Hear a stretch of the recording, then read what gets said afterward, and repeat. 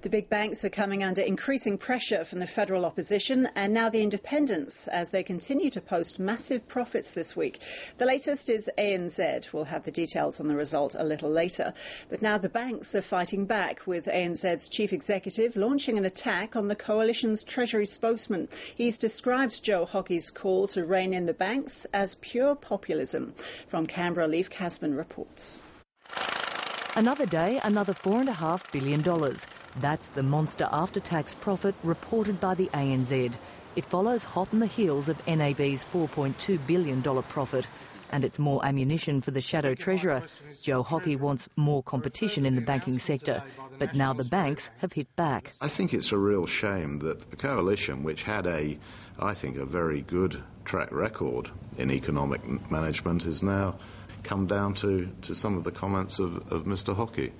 I think it's very unfortunate. This is pure populism. That hasn't stopped the shadow treasurer as he pushes his 9-point plan to crack down on the banks. He also wants the bank funding guarantee removed from the big banks and kept for the smaller players. I'd say that there is a strong and compelling argument to have that funding guarantee in place for smaller players, but I'm not necessarily sure that a bank that makes a $4 billion profit, such as NAB did today, necessarily needs to continue to have that guarantee, but I will leave that to the ongoing debate.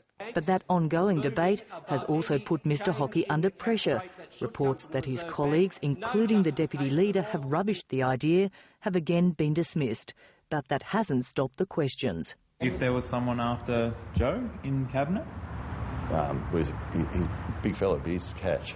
Joe, as I said, is doing a good job and he will continue to advocate these cases because that's what ordinary Australians want to hear. Labor MPs fronted up at Parliament House to attack the plan, but for some government backbenchers, that strategy backfired. Have you read Joe Hockey's 9 points?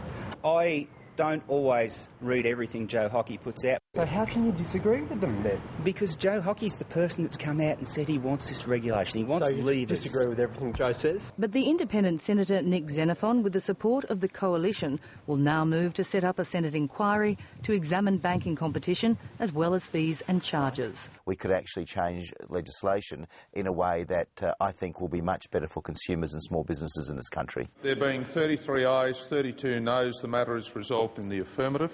In the Parliament itself, the tight numbers were tested as one Green senator missed a vote over an amendment to a bill relating to the Murray-Darling Basin. They can't even get their people to turn up to the chamber to vote for it. In the lower house, the coalition's own manager of opposition business, Christopher Pyne, failed to show up for his own bill to set up an inquiry into the BER. Now, we've heard a lot of squawking from Christopher Pyne, but when it came to the substance, Christopher Pyne couldn't drag himself into the chamber to actually call for a vote.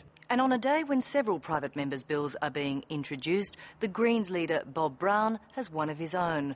The bill would enable the territories to introduce legislation without it being overridden by the Commonwealth.